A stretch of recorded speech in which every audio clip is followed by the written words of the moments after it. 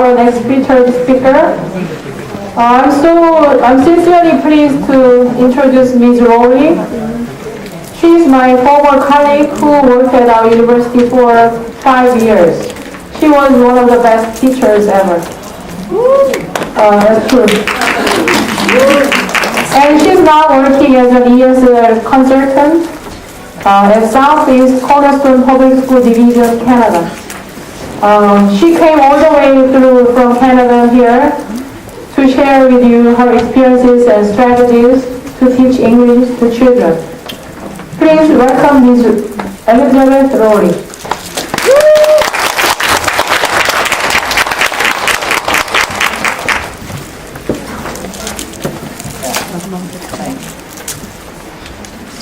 Thank you for coming. I'm worried that either this will be too loud because I'm loud, or I will speak too quickly because I have too much to say. I love to talk. So as Professor Kimino said, I work in a public school division. I don't have my own classroom. I help the teachers and I help the students when the students don't speak English. So we have a lot of new immigrants in Canada, and everybody's nervous when the student doesn't speak English. How's the microphone? Can I do this? Hold it away? Yeah? Good. Okay. Just before we start, the theory of my presentation is in this book. I'm not going to talk about the theory, but the theory is here. I'm going to talk about using it. And on the KP website, you will find my PowerPoint presentation and this handout. There's a 19-page handout that has more information about these strategies. Please download it. And my email is there, so if you have questions, you can email me. Alrighty, so here we go. And does this work? There we go. So this is where I'm from. Here's Canada. Toronto's down here. Vancouver's over here, but I'm down in this little corner right here. Southeast Cornerstone has 38 schools and about 8,200 students, 570 of whom are foreign students or immigrant students, so they don't speak English. And it's my job to make sure they can succeed in school. So that's what I do. So my experience here at Chuncheon Kyode and other schools really helped. But enough of that, let's go to the presentation. I'd like to share with you Daily 5 and Cafe. They are structures that we are using in our classrooms now to teach literacy. And I think they could work really well in Korea. I know I read an article of a teacher in Seoul who is using this in her classroom, and she says it's working well. So I'd like to explain the program a little bit more to you. Then I'm going to talk about how you can change the original Daily 5 to suit the Korean English classroom, and then just some other strategies I wanted to share. Oops, wrong way. My goodness, it's like driving. So, here's the Daily 5 book, and if you stick around for the giveaway, you might win it. So, Daily 5 is a classroom structure. It's not a strategy exactly. It's making small groups in your classroom so the students are all working on literacy at the same time, but they're doing different things in an organized way. And then one group is working with the teacher for small group instruction. And that allows the teacher to do differentiation. Because you know, in the classroom you have students with no English, a little English, not bad English, and super great English, maybe even better than the teacher. What do you do, right? I think the Daily 5 structure could work well because you could prepare the different level of material before class, and then the class runs smoothly, and you don't have to worry about teaching 3 levels at the same time. So that's my thought. Daily 5 was structured by 2 sisters, Gail Bushi and Joan Moser, and they designed it because they wanted small group instruction so you get to know every student well. You know, if you have a big classroom, it's really hard to know every student personally. They also wanted to give students choice. Many of our students have no choices in class. But if they have choice, then they can feel more motivated and more excited about their own learning. And they also wanted to promote student independence. The teacher cannot do everything. You're a busy person. You need the students to take some responsibility for their learning. And that's what this structure allows you to do in your class, and yet everybody is on task. It's not a control problem. I remember being in the Korean classroom and the teacher talked about control. I need to control the students. Don't worry, Daily 5 controls them. So, the original Daily 5 is structured around 5 stations. Read to self, read to someone, listen to reading, work on writing, and word work. Read to self and work on writing are in yellow because those two are mandatory. Every student must do those every day. The other 3 can be rotated in and out. So depending on your time schedule, you can do 1 or 2 of these one day and then mix some others another time. But read to self and work on writing is extremely important for every student to do regularly. Good fit books. You need a lot of books to help students learn how to read. And so a good fit book is a book that is interesting from the student's perspective, not for the teacher. Interesting for the student. The student chooses which book they want to read, and it's at a level that the student can understand by themselves. Now, I know elementary students don't have an awful lot of English, right? But there's different ways to read a book. You can, I'll get to it, it's on another page here, but here's a student reading to herself. She's young, she's kindergarten, she can't read the words herself. But what is she reading? Picture. The pictures, exactly. Every student can read the pictures. Right? There's 3 ways to read a book. Read the words, read the pictures, or retell the story the way you want to. I could look at a German book and tell you the story. Might not be the same story, but that's okay. Right? Here's read to someone. In many of our classrooms, the teachers have brought in small carpets and pillows and comfortable chairs if they have the space. And sometimes the students even like to sit under the tables or whatever. But during the read time, it doesn't matter where they read, as long as they're on task.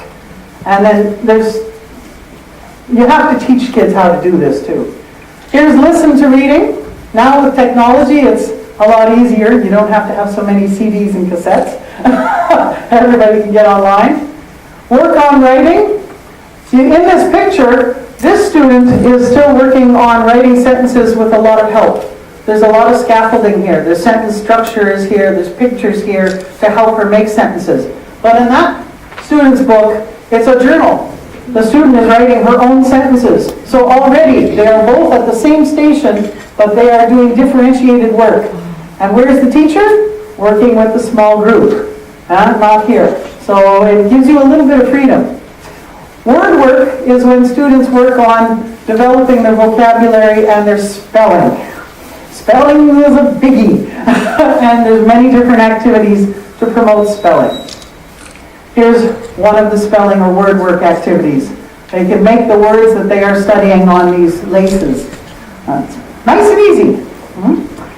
Small group or individual instruction. You can see there's one teacher with 3 students here. They recommend a group of no more than 4 students at a time. And that way the teacher is able to work with each student individually or together as a small group.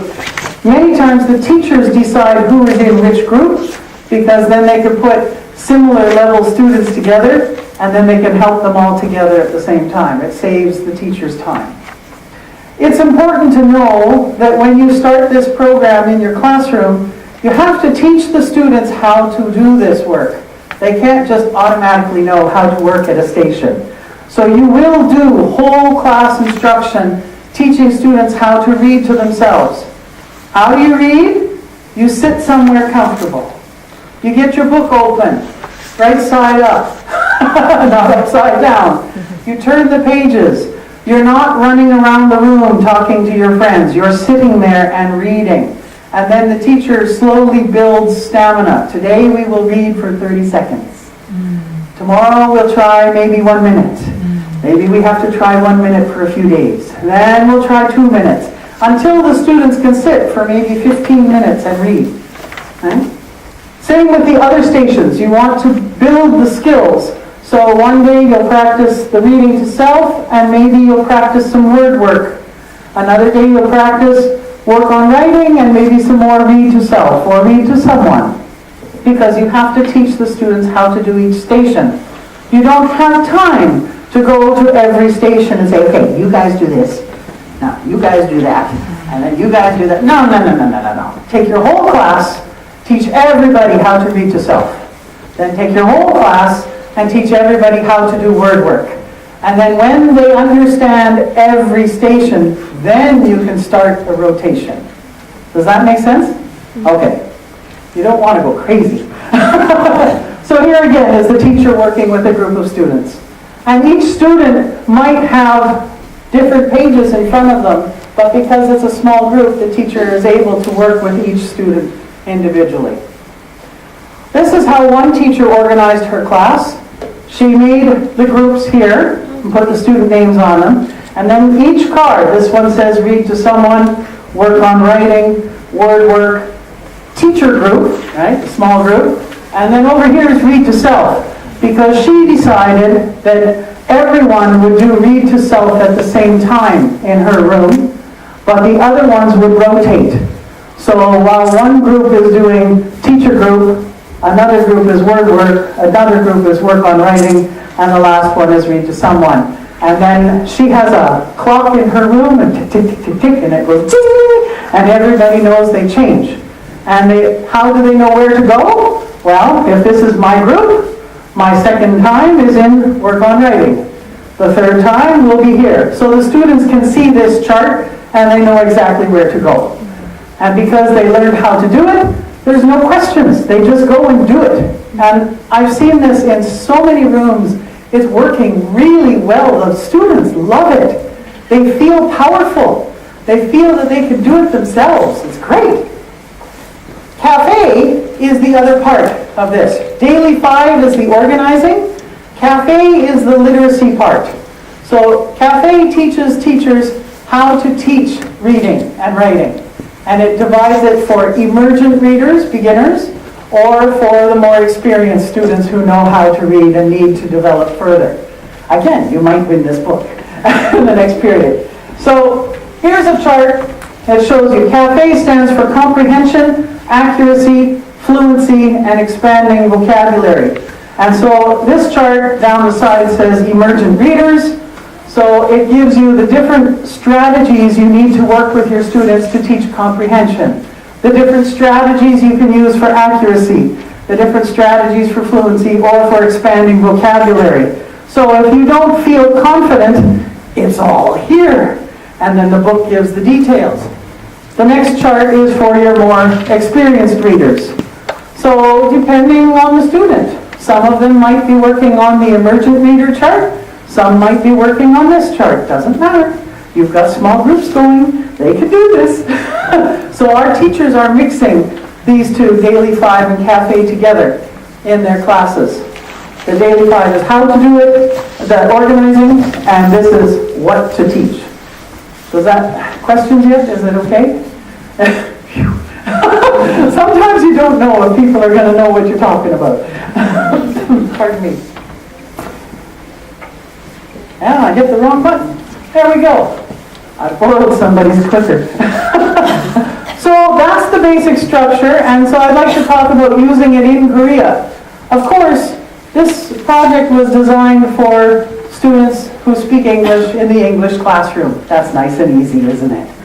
You could easily use this in the Korean classroom to teach Korean language, right? Hey, but what if you're teaching English? It might be really nice if you could teach the Daily 5 structure in the Korean class so the students know how to do the stations first, and then to start using it in your English class after they understand the organization. That would make teaching them how to do it much easier. I was thinking you might change the stations a little bit. Read to self, I think you could combine with listen to reading.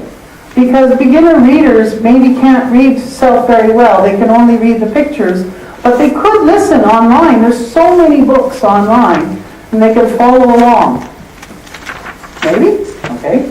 I thought you could add a speaking unit, because I think it's very important that they work on their speaking. And you could have a finding new words. The word work group is to practice the words that you've already identified in your curriculum. But it's good if students are looking for new words. Why not? Some of those students are much stronger than your curriculum, so they need to develop more English, not wait for everybody else. So this is their chance to explore more vocabulary. Read to self. I thought you could adapt it so people are reading by themselves, but if they are having a little trouble, then they could whisper to their friend, "What's this word? I don't know this word. Can you help me?" Right? Why not? You don't want them having a conversation, but a short question, "What is this?" Why not? That wouldn't hurt, especially if they're sitting nearby. You could combine it with listening to read, or listen to reading, and listen to repeat. And I have an exercise in listen to repeat, because I think when the students are listening, it's good if they can practice speaking it as well. And then echo reading is the strategy I'd like to try with you.